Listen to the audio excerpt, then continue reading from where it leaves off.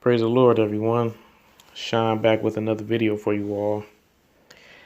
Today, I'd like to visit a parable that Jesus gave, Matthew chapter 25. It's the parable of the three servants, whom the man gave his servants talents. It's found in Matthew 25, verses 14 through 30. And I wanted to touch on this parable because I was actually inspired to do this video. And what I think I'm gonna do is I want to make a playlist. Um, Anytime I revisit subjects like multiple times, I figure it might be good just to kind of make a playlist for that particular topic. This has to do again with not being able to lose salvation. Uh, Now, I saw someone make a video about this to show why they feel that you can lose salvation, and they use this parable as means to show that it is possible to lose it. But what I want to do is I actually want to look at this very same parable and feel and show why I feel like this isn't describing someone who was once saved genuinely and then they lost it, but rather the same premise that I tend to go off of when dealing with this subject is the fact that these people didn't lose salvation because they were never saved to begin with. So in Matthew 25 verses 14 through 30, I won't read it all, but basically Jesus gives this parable as he normally has done, and he talks about the kingdom, and he says how the kingdom is going to be like a man who has these three servants, and he describes giving three of his servants each different amounts of talents. Now talent was how we would say like currency, money. So, the first person he gave 5 talents, the second person he gave 2, and the third person he gave 1. So, basically the story is kind of known among people who at least have some knowledge of God's word. But the story goes, or the parable is that the one who received 5 talents was able to double his talents and earn 5 more. The one who received 2 double his until he received 2 more. But the one who only received the 1 talent says that once the man came back to kind of collect on the money that he had given to his servants, the last one says that I knew basically you are a hard man to please, so the 1 talent you gave me, I just buried it in the ground so that I wouldn't lose it. So, I wouldn't be empty handed. I would have something. And the man was not pleased at all. He said, at the very least, you could have given it to the bank for it to earn interest, but you didn't even do that. So he took that man's 1 talent, gave it to the one who had already had 10 at that point, gave it to him, and the one who didn't do anything, he was, cast out into outer darkness. Now, at least from the video that I saw, and I'm just going to assume that the video that I saw kind of speaks in general for people who believe you can lose salvation, that, this person that made that video, kind of everyone feels the same concerning this parable, that you can lose salvation. So, from what I saw, they believe that, well, okay, these were 3 servants. So these were 3, genuine saved people. And now, so concerning the third person, that, well, this third person was a servant of this man, when he came back, he didn't do anything. So at that point, he went from being someone who was saved to someone who was then casted out because, he didn't do what was required of him. So, I always talk about it's very good to get context. And that just goes with anything. I'm gonna always keep being a broken record because that's just so important. Context, context, context. So what I want to do is I just kind of just want to give a little background into what led up to Jesus even bringing up this parable. So, this is found in Matthew 25. If you back up to Matthew 24, you will actually see what kind of led up to Jesus even coming up with this parable. So we're in Matthew 24, and his disciples, Jesus Christ's disciples, here 24:3 says, and as he sat on the Mount of Olives, the disciples came unto him privately, saying, Tell us, when shall these things be? And what shall be the sign of thy coming and of the end of the world? Now, so here we see, we set the stage for this conversation that is about to take place. So everything that Jesus is talking about is in response to these two questions about, what shall these things be and what shall be the sign of the coming and the end of the world. So they were asking about Jesus Christ's return, and then they were asking about, the end of the world, like what things are going to lead up to it. And so then Jesus Christ starts, giving all of these things that are going to start taking place in the world, wars, rumors of wars, pestilence, earthquakes in different places, all of these things. Then he starts talking about things that will lead up to his return. And he starts talking about, these different false Christ and false teachers and them saying I return, but I haven't yet. And him telling when I return, this is how it's going to look. So basically, you don't have to worry about being tricked into someone saying I've returned when I really haven't. So from that point, at that point, Jesus then begins to describe two sets of people. And I just want to make a note that with Matthew 24, I believe that he's not talking about the rapture of the church, but he's actually talking about when he comes back to save, God's chosen people, Israel, from the Antichrist. When he comes back to do battle, when he battles the Antichrist, battle of Armageddon.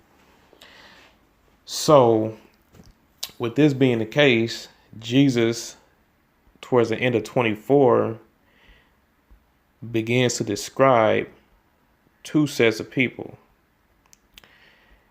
And if you look at verse 40, we're still in chapter 24. Jesus, he starts talking about two sets of people. He says, Then shall two be in the field, the one shall be taken and the other left. Two women shall be grinding at the mill, the one shall be taken and the other left. Watch therefore, for ye know not what hour your Lord doth come. So at this point, Jesus Christ has initiated this next portion of him explaining about him coming back. And so now he has started talking about two sets of people who are anticipating his return and those who are not anticipating it. And those who are anticipating it being spared from this destructive hour, and those who don't anticipate it not being spared. All right. So the first analogy that he starts to talk about is, you have two people, I guess, just doing regular, ordinary things, and then one being taken and another one left. So then from there, Jesus Christ then goes on to talk about servants watching over their Lord's house as watchmen. And, he, in the analogy, Jesus Christ says, they know that the Lord is coming, but they don't know exactly the exact moment of when their Lord is going to come back to their house. So he says how you have some that are keeping watch over the house, and then you have some that feel like, well, he's not really coming back. And then they just basically start to just do what they want to do. So we see here in 42, I'll read this. It says, "Watch therefore, for ye know not what hour your Lord doth come. But know this, that if the goodman of the house had known in what watch the thief would come, he would have watched, and would have not suffered his house to be broken up. Therefore be also ready, for in such an hour as ye think not the Son of Man cometh. Who then is a faithful servant, is a faithful and wise servant, whom his Lord hath made ruler over his household, to give them meat in due season.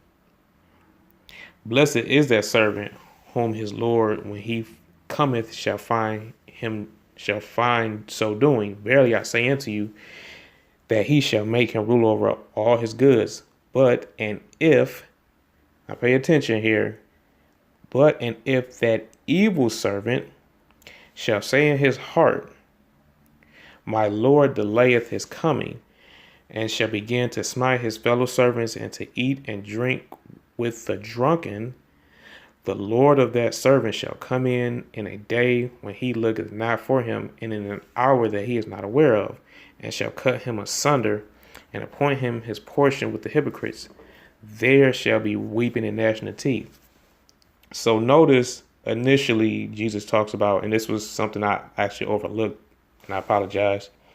He talks about how those who are not watchful will have allowed a thief to come in and break up their house, break up their Lord's house.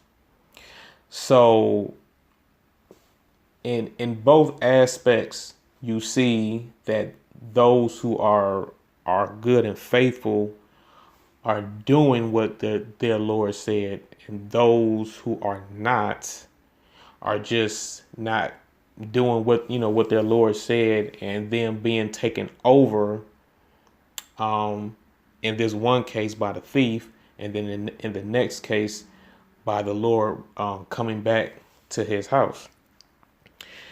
So if we look at verse 48, it says, and if that evil servant shall say in his heart, my Lord delayeth his coming. So here is someone, this is why I said a minute ago to be mindful of this in 48. Notice that Jesus Christ is speaking to the nature of the servant. It's speaking to the nature of the servant. It says, but if that evil servant shall say in his heart, so that person's heart was never truly regenerated. That heart of stone was never taken out and placed back with the heart of flesh, as the Bible describes. We all need a savior. So this person was never saved to begin with. It says, but if that evil servant, and then so the evil servant says, my Lord delayeth his coming. So this is someone who was exposed to the truth, yet rejected it. So this was someone who was never changed to begin with. This isn't someone who they truly believe and then they decided not to believe. That's why that person's actions matched what was in their heart. And notice how when Christ came on the scene, he always spoke about things of the heart. It's, when it dealt with adultery, it says you don't even have to commit adultery physically to actually do it. You can do it of the heart. Same thing concerning murder. He said you can commit murder of the heart. So in 48, this servant was evil, and the actions only showcase what was already in this servant's heart, which was evil. Okay, so if we continue Then Christ talks about the Lord of this particular house coming back and finding his evil servants doing these evil things. Well, they're doing these evil things because they were not truly faithful, or else they would have been keeping watch. So from there, then Christ goes on and then he gives this analogy about these 10 virgins. And they talk about this this this bridegroom. It talks about them basically being ready for getting ready for a wedding, and them not knowing when this bridegroom is coming. But they are to have their oil lamps ready so that they'll be ready to enter in once the bridegroom comes. So of these 10 virgins, 5 of them were ready, but 5 of them were not. So notice, we'll just read it. Starting at the first verse, it says, Then shall the kingdom of heaven be likened unto 10 virgins, which took their lamps and went forth to meet the bridegroom. And 5 of them were wise, and 5 were foolish. So notice again, Jesus Christ is making it known the nature already before the story even progresses. Jesus is already saying 5 of them were wise, 5 of them were foolish. And now as we read on, we're going to see that their actions are only going to showcase their true heart intent. Okay, verse 3, they that were foolish took their lamps and took no oil with them. But the wise took oil in their vessels with their lamps. While the bridegroom tarried, they all slumbered and slept. And at midnight there was a cry made, Behold, the bridegroom cometh.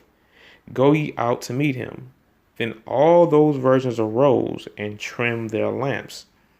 And the foolish said unto the wise, Give us of your oil, for our lamps are gone out. But the wise answered, saying, Not so, lest there be not enough for us and you. But go ye rather to them that sell and buy for yourselves. And while they went to buy, the bridegroom came, and they that were ready went in with him to the marriage, and the door was shut. Afterward came also the other virgins, saying, Lord, Lord, open to us. But he answered and said, Verily I say unto you, I know you not. Watch therefore, for ye know neither the day nor the hour wherein the Son of Man cometh. So notice again how Jesus Christ already gives the nature of all 10 of these virgins, 5 being wise, 5 being foolish. And the 5 that were wise, they were ready with their oils in their lamps, while the ones who were foolish didn't bring oil in their lamps. So again, we see that there is this dynamic of people having something made known to them. And then at that point, each person decides whether or not they're going to believe and act accordingly. So, just because you come in contact with the gospel doesn't mean that you're automatically saved. You come in contact with it, and at that point, you decide whether you believe in it or not. And that goes with the same parable that Jesus gave about the sower with the seeds, about how the seed fell on different soils. And he gave the example of 4 different soils, and 3 out of the 4 soils didn't receive that seed. But the last soil, it says that the seed took root. And there is the key. You can receive something, but it has to take root in you. See, a lot of times these people who believe that you can lose salvation, they'll just see, well, they received it, It's like, yeah, you received it, but according to Christ, in that parable, it says it has to take root. And the first three examples of the soils, some way, somehow, that seed didn't take root. But in the last example, in the good soil, it did take root. And then therefore, then the fruit came. See, you can't work to change yourself. You have to be changed first. Then you can do those works. And these people are trying to preach a work-based salvation as well as trying to work to maintain salvation. But Christ lets us clearly know that these actions are merely showcasing the type of people that they are, whether they're foolish or not, whether they're believers or unbelievers. So now this leads up to where we started, about this man and his three servants. So again, they will look at this and say, well, this man had three servants, and each of the servants he gave some amount of talents to, or money. So they will look at the fact that they say, well, okay, this man had three servants. So that means that, hey, they're all the same. So that means that they're all saved.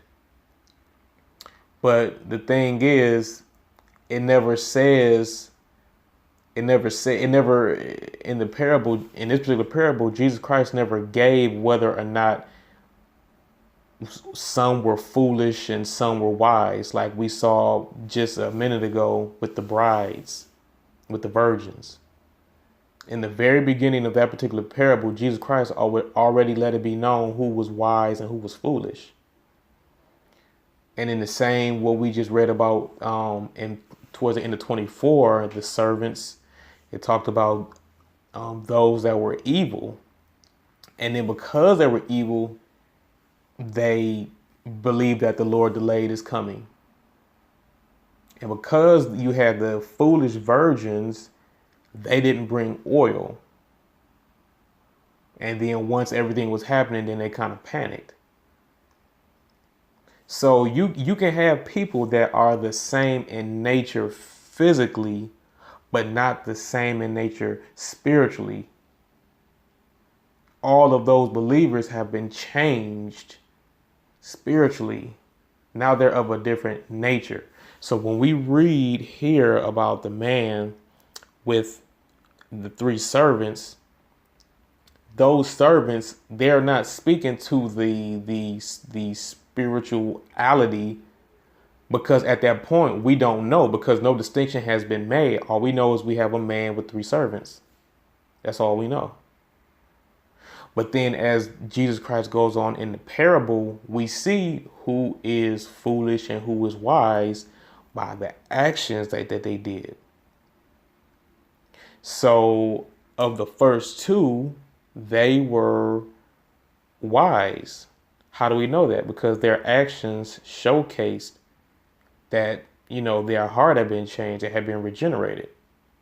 That seed, as we talked about in the seed in the sower parable, that seed took root in them. How do you know it took root? Because they bear fruit.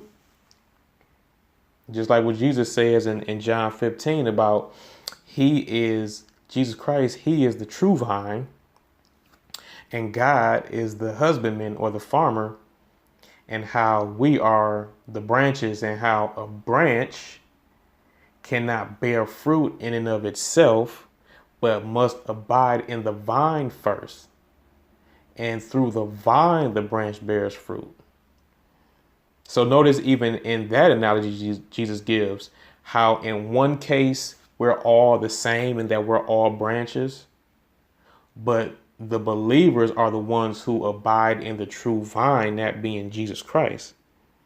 So the same way we see here that among these three servants, the two that did what was asked of them, what was required of them, they did it because they had already been changed on the inside. This third one was not changed on the inside. That's why the fruit didn't get bore. And I think also this is an important thing to make note of.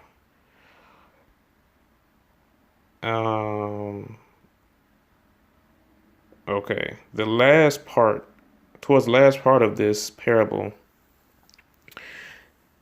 24, then he which had received the one talent came and said, Lord, I knew thee that thou art an hard man, reaping where thou hast not sown, and gathering where thou hast not strawed. And I was afraid, and went and hid thy talent in the earth. Lo, there thou hast that is thine. His Lord answered and said unto him, Thou wicked and slothful servant. Now is speaking to the nature of that person because of his actions. His actions showcased who he already was. Thou knewest that I reap where I sow not, and gather where I have not strawn. Thou oughtest therefore to have put my money to the exchangers, and then at my coming I should have received my own with usury. So here we see that the man with the one talent, what he did was he ended up burying his one talent in the ground, and he's giving his reason. It's more an excuse, but he's saying that, I know you're hard to please, and you're used to.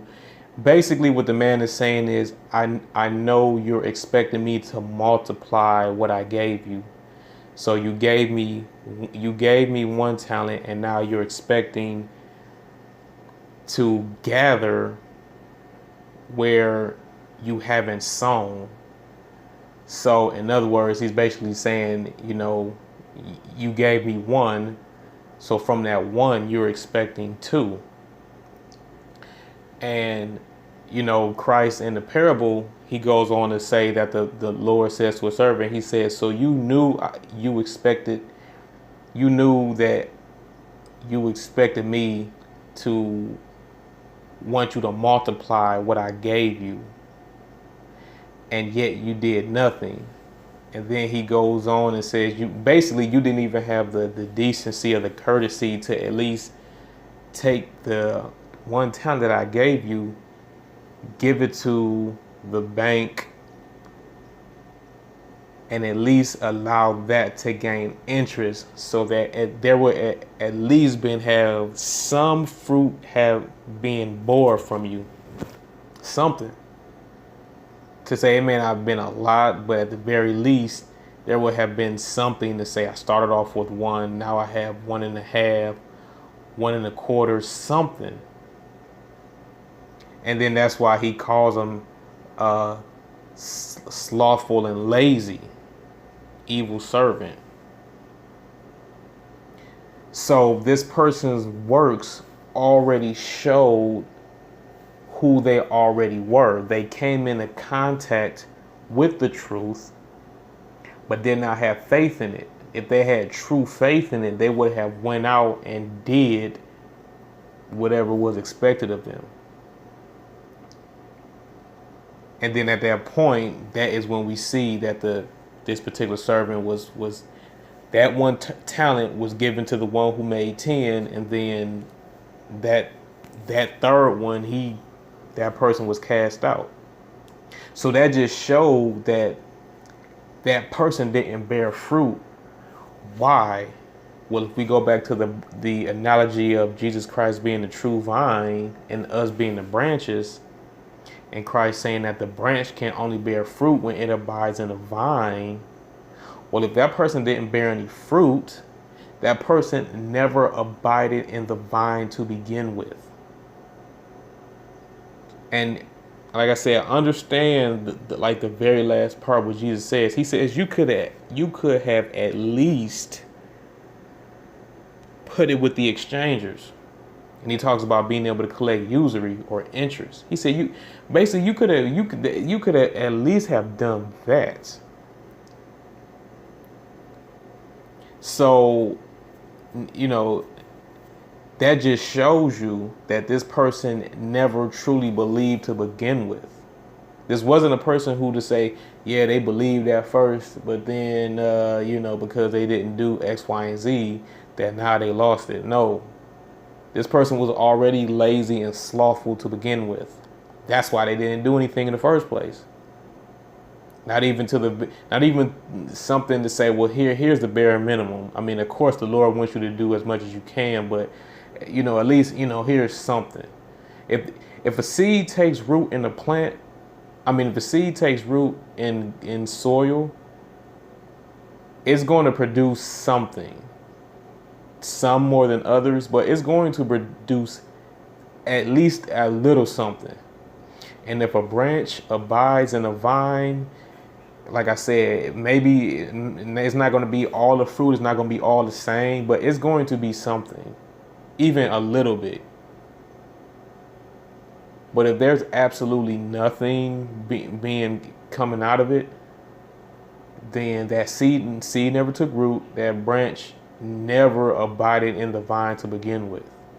And that's the point that, I'm trying to make, is that these people are saying that, well, they were saved, but now, they lost it because, hey, they didn't, do what was asked or what was required of them. The only thing we're required to do for salvation is to believe. We have to believe. Once we believe sincerely, we've been changed sincerely, then we are able to produce.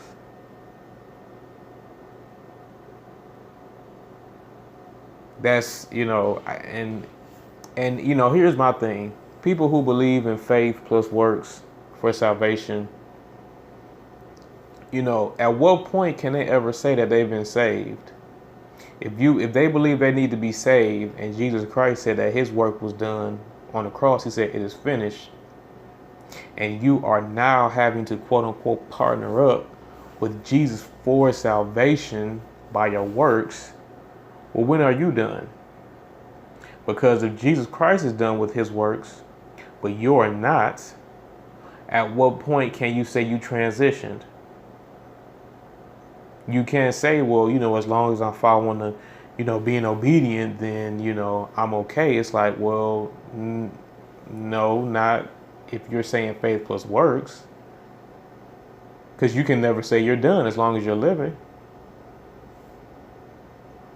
And then on top of that, for them to say that you can lose salvation means at some point they believe that they did obtain salvation. But based off of, what I just presented, how can that be? So, and even towards the end of this chapter, the Lord, he goes on and he talks about those that fed him, gave him something to drink when he was thirsty, fed him when he was hungry, clothed him when he was naked, visit him in jail. These were all things that those who are faithful did. And those who didn't were not faithful, not true believers. And all of these things, Paul said it, James said it, and I feel like James is probably, when it comes to this faith and works thing, people probably visit James too, because it really speaks directly in that particular chapter about it. About faith without works is dead, being alone. And I believe that this is showcasing the same thing that Jesus was always saying. In James 2, James was describing two types of faith. And the only faith that can save is those that fruit comes out of it as a result. That's why, if you look in James 2, that's why you see James gives two types of faith, one that the demons have and one that Abraham had. It says, because how Abraham believed and it was counted unto him for righteousness. And Paul uses that same example. It says he believed and it was counted unto him for righteousness. And because he believed, Abraham followed, whatever, God said.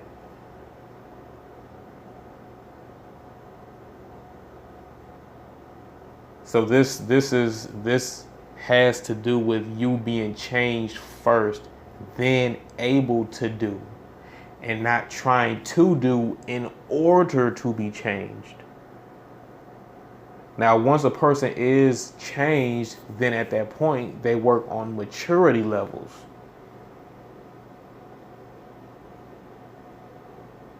But you can never try to add your works in order to change.